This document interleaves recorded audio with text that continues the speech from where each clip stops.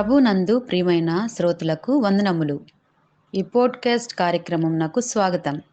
మీ అందరి కొరకు ఈ కార్యక్రమమును ప్రసారం చేయుచున్నాం. విని దైవాశీస్సులు పొందుకోగలరు. ప్రియమైన శ్రోతలకు మన ప్రభువైన యేసుక్రీస్తు ప్రశస్తమైన పూజింపదగిన నామంన శుభములు వందనములు. ఈరోజు మన ధ్యానాంశము విరిగిన హృదయాలకు ఆశ రక్షణ, hope for the broken salvation. లూకా సువార్త 23వ అధ్యాయము 43వ వచనము. అందుకాయన వానితో, నేడు నీవు నాతో కూడా పరదైసులో ఉందువని నిశ్చయంగా నీతో చెప్పుచున్నానెను. ఇది శిలువపై యేసు ప్రభు పలికిన రెండవ మాట. ఇది క్రొత్త నిబంధన గ్రంథం అంతటిలో అత్యంత ఆదరణ కలిగించే మాట. గొల్గొతా కొండపైన దాదాపు 2000 సంవత్సరముల క్రిందట జరిగిన దృశ్యాన్ని మనం ఊహించుకుందాం. యేసు ప్రభువుతో కూడా సిలువ వేయబడుటకు మరి ఇద్దరు తేబడ్డారు. వారు నేరం చేసినవారు.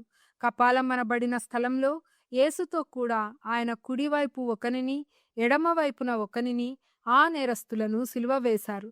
లూకా 23వ అధ్యాయము 39 నుంచి 42 వచనములు చూచినప్పుడు వ్రేలాడదీయబడిన వారిద్దరిలో ఒకడు ఆయనను దూషిస్తూ, నీవు క్రీస్తువు కదా, నిన్ను నీవు రక్షించుకొనుము, మమ్మును కూడా రక్షించుమని చెప్పెను.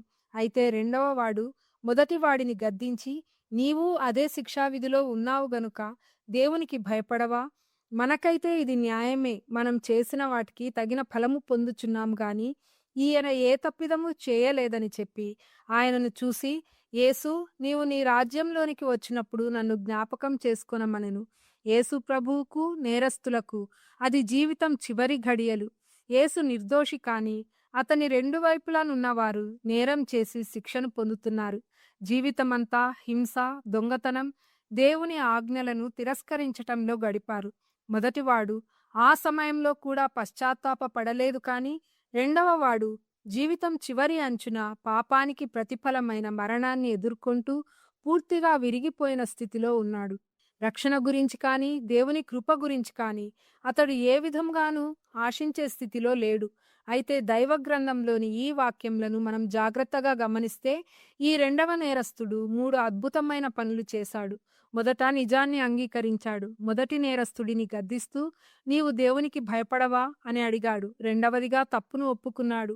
మనకైతే ఇది న్యాయమే అన్నాడు. మనం చేసిన కార్యములకు తగిన ఫలమును పొందుతున్నాము అంటూ తన పాపాలను, విరిగిన స్థితిని అతడు ఒప్పుకున్నాడు.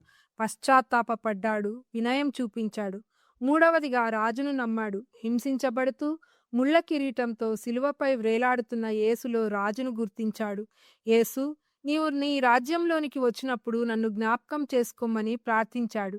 యేసును ఆశ్రయించాడు. అయితే ఈ విరిగిన హృదయంతో ప్రార్థించిన వ్యక్తికి యేసు, నేడు నీవు నాతో కూడా పరదైసులో ఉందువని గొప్ప ఆదరణతో వాగ్దానం ఇచ్చాడు. ఈ వాగ్దానంలోని ముఖ్యమైన విషయాలను గమనిద్దాం. ఈ వాగ్దానం తక్షణమే జరిగేది. నీ జీవితాన్ని బాగు చేసుకునే వరకు వేచి చూడమని యేసు అనలేదు. కృప నీ విరిగిన స్థితిలోనే నిన్ను కలుస్తుంది. ఈ వాగ్దానం రక్షకునితో సాన్నిహిత్యం గురించి చెబుతుంది. నీవు నాతో కూడా నేడు పరదైసులో ఉంటావు అనే వాగ్దానం కేవలం నరకం నుండి తప్పించుకోవడమే కాదు, ప్రభువుతో సంబంధం గురించి, అతడి రక్షణలో సమాధానంతో నిలవడం గురించి నిర్ధారిస్తుంది. ఈ వాగ్దానం శాశ్వతమైనది. యేసు పరలోక రాజ్యాన్ని పరదైసు అన్నాడు. దొంగ గతంలో చేసిన తప్పులన్నింటినీ అతడు పశ్చాత్తాపం ద్వారా క్రీస్తు తన సన్నిధిలో తుడిచిపెట్టేశాడు. యేసు అతని గతాన్ని కాదు, హృదయాన్ని చూశాడు. విరిగి నలిగిన మనస్సు దేవునికి ఇష్టమైన బలులు అని కీర్తన 51:17 చెప్తుంది. మనం కూడా చేసిన తప్పులను, దేవుని విస్మరించిన క్షణాలను చూసుకున్నప్పుడు, నేను దేవుని కృపకు చాలా దూరం అయిపోయాను, నా పరిస్థితి ఇక మారదు అని నిరాశ చెందుతాం. మన రక్షణ మసకబారిపోయిందని, అది ఇక దొరకదని అనుకుంటాం. మనం ఒక క్రమబద్ధమైన జీవితం గడపకపోతే మన రక్షణ అసంపూర్ణమని భ్రమపడతాం. కానీ నేరం వలన సిలువ వేయబడి పశ్చాత్తాపపడిన వ్యక్తికి దేవుడు ఇచ్చిన వాగ్దానం మనకు ఒక గొప్ప సత్యాన్ని చాటి చెబుతూ ఉంది. కృప అనేది మంచి జీవితానికి ఇచ్చిన బహుమతి కాదు కానీ విరిగిపోయి నలిగిపోయిన జీవితానికి ఇచ్చే ఆదరణ, ఆసరా. సిలువపై ఉన్న దొంగకు బాప్తిస్మం పొందే సమయం లేదు, దశమ భాగం ఇచ్చే అవకాశము లేదు, భక్తిగా జీవించే అవకాశం కూడా లేదు. అటువంటి వ్యక్తికి దేవుడు పరలోక ద్వారాలు తెరిచినప్పుడు మన పరిస్థితి ఎందుకు మారదు? ఈరోజు నీ హృదయం విరిగిపోయి ఉంటే, ఒకవేళ జీవితం నాశనమైనదని అనిపిస్తే యేసుతో మాట్లాడు. ఆయన తప్పకుండా నీవు నాతో ఉంటావు అంటాడు. అదే నిజమైన ఆశ, అదే రక్షణ, అదే శాశ్వత జీవితం. విరిగిన స్థితి దేవుని కృపకు ఆటంకం కాదు, కానీ దేవుని శక్తిని అనుభవించే స్థితి.